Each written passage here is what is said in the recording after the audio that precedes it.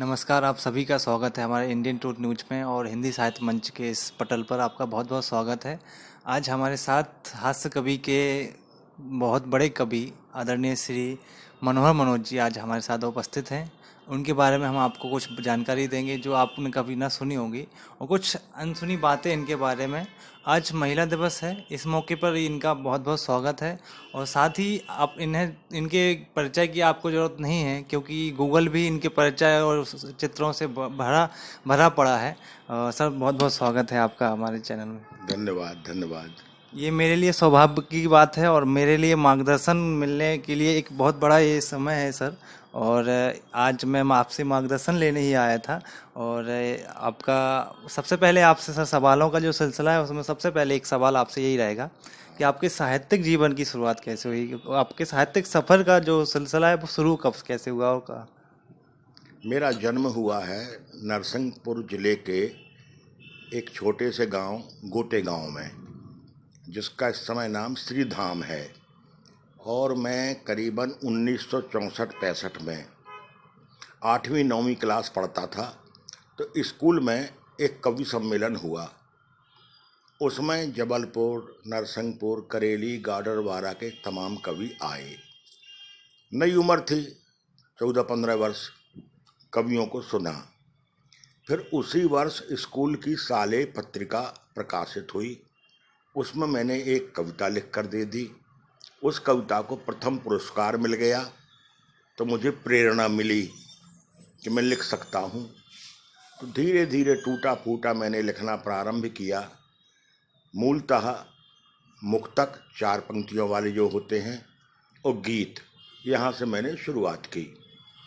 कई गलतियां होती रहीं, बुजुर्गों से सलाह लेते रहे, जो सीनियर कवि थे उनसे मार्गदर्शन मिलता रहा। तो मैं एक गीतकार के रूप में धीरे धीरे आगे बढ़ना मैंने प्रारंभ किया।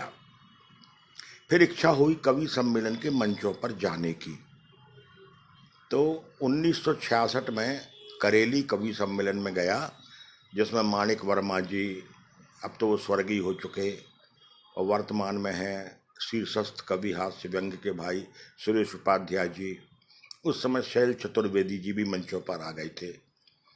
तो कविता पढ़ने के लिए मंच पर, चूंकि मैं कवि हूँ और गला मेरे पास है नहीं कि मैं मधुर गले में गा सकूं, और गीत अगर तहत में सुनाएं, पढ़कर सुनाएं, उतना प्रभाव नहीं छोड़ते। तो फिर मैंने सोचा क्यों ना हास्य व्यंग की ओर जाया जाए, और फिर मैं धीरे धीरे हास्य व्यंग की ओर काम मैंने प्रारंभ कर दिया। हास्य व्यंग भी लिखता रहा, गीत भी लिखता रहा, गज़ल भी लिखता रहा, गज़ल कहता रहा। इस तरह धीरे धीरे मैंने अपना काम प्रारंभ किया।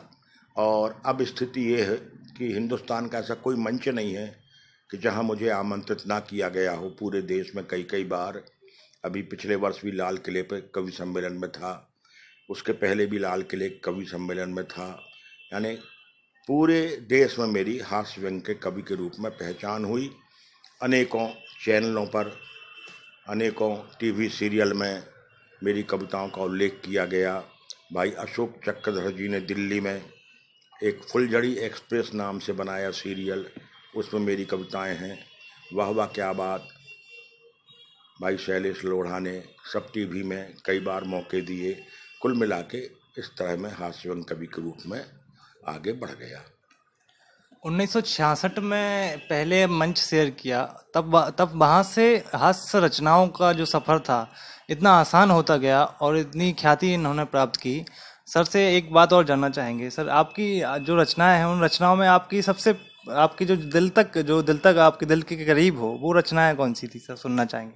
नहीं, मेरे, देखो, कवि को अपनी हर रचना प्रिय लगती है, लेकिन करीबन 1972 से 75 के बीच 2 कविताओं ने मुझे आगे बढ़ाया।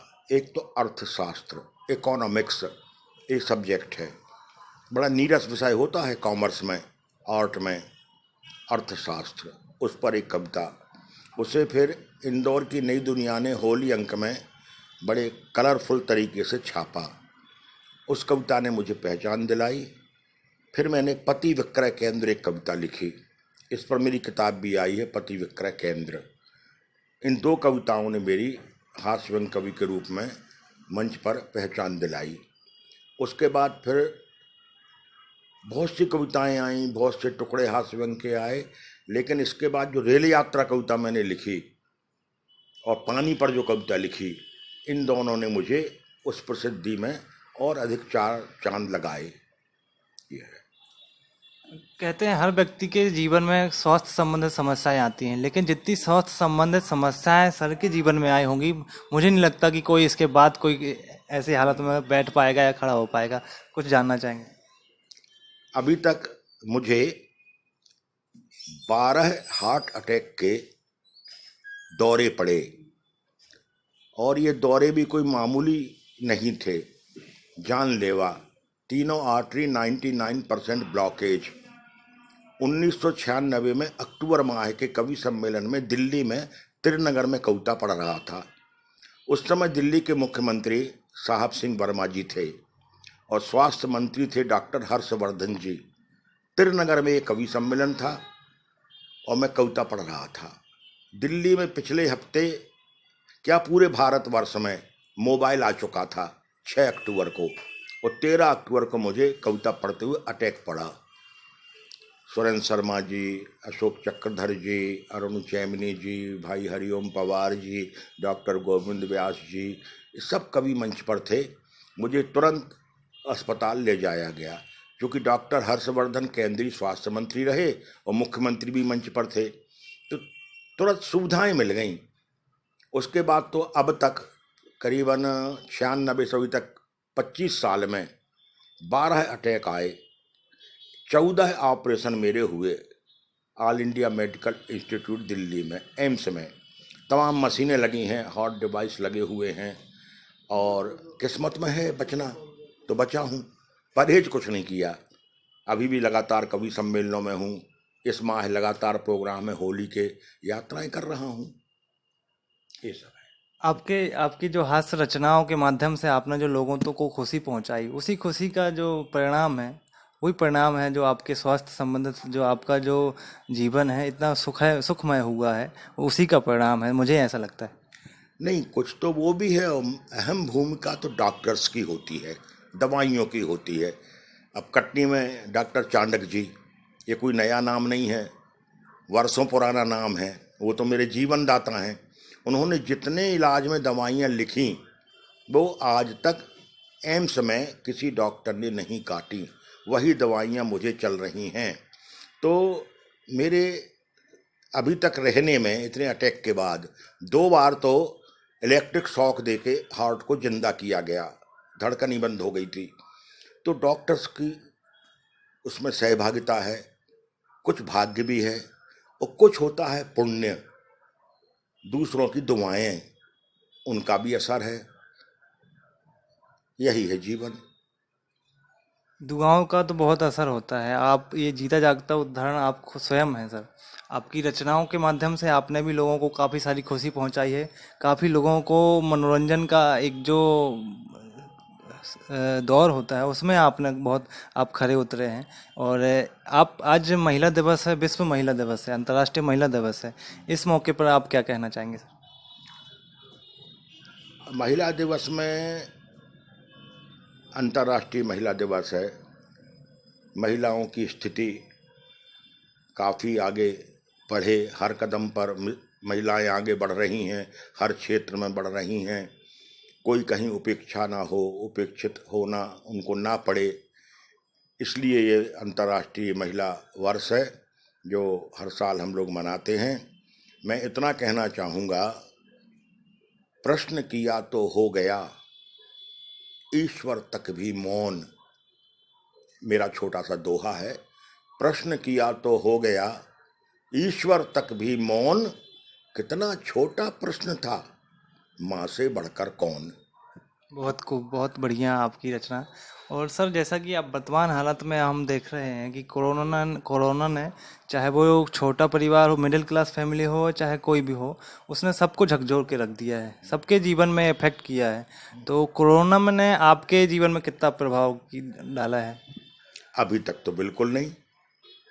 आराम से जब लॉकडाउन चलता रहा, लेखन में रहा, लाइब्रेरी में, अपने घर में लाइब्रेरी है, किताबें पढ़ना, कविताओं का सृजन करना, और मुझ पर तो कोई प्रभाव नहीं। जो रोजाना की जो दिनचर्या होती है उसमें कुछ उसमें भी कोई फर्क नहीं, कोई फर्क नहीं। बगीचा है, पेड़ पौधे हैं, क्यारियां हैं, उनमें समय व्यतीत करना, लिखने में समय, घर में रहना, कहीं कोई दिक्कत नहीं। पता ही नहीं चला एक साल कैसे बीत गया।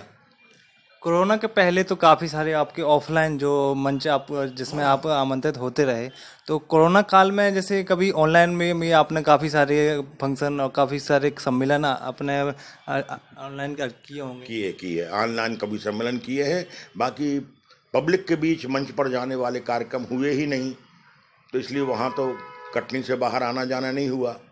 ऑनलाइन तमाम प्रोग्राम किए।